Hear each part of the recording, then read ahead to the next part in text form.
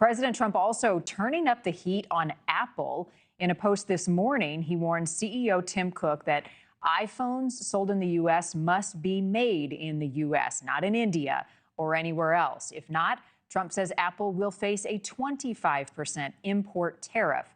It's estimated it could make the iPhone in the U.S. cost more, up to 3 times more than it is now. NewsNation's Robert Sherman joining us live at the White House with the very latest on this.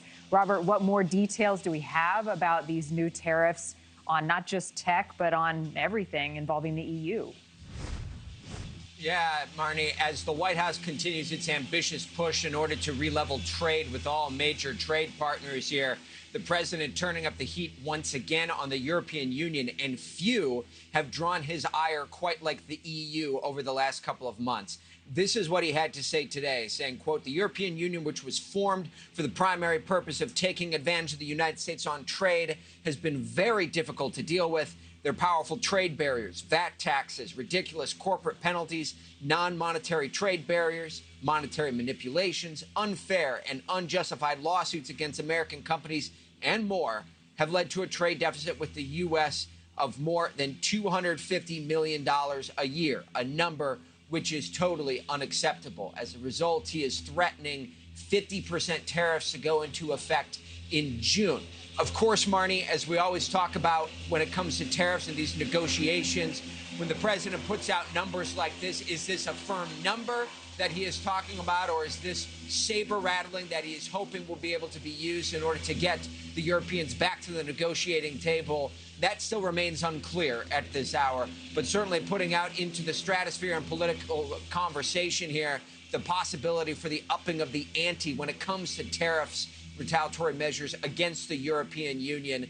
And what we have heard from the EU in recent weeks is that they have been talking about continuing these good faith negotiations with the United States, but we've also heard them make mention of the fact that they are hoping to get a good deal with the United States. But at this juncture, the president's saying that it appears as though those conversations have hit a stalling point.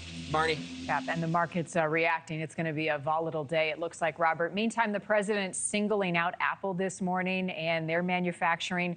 Where does that conversation stand? I had a hard time even thinking of what our other U.S.-made phone options are this morning. Yeah, exactly. Well, the president has talked about how he wants all of these American companies to be manufacturing their products in the United States. And he put out this message here today saying, "I have long ago informed Tim Cook of Apple that I expect their iPhones will be sold in the United States of America, will be manufactured and built in the United States, not India or any place else. If that is not the case, a tariff of at least 25% must be paid by Apple to the U.S. Thank you for your attention to this matter." Our own Kelly Meyer was able to confirm that the president did recently have a meeting with Apple CEO Tim Cook. And these have been meetings that we've seen these two people, the president and the Apple CEO, having these in-person conversations again and again. So this is very clearly top priority for the White House here and for this administration in order to come to some kind of an accord and agreement with Apple. Once again, the president putting this out there here publicly that he is none too pleased with the current direction and trajectory that Apple is on.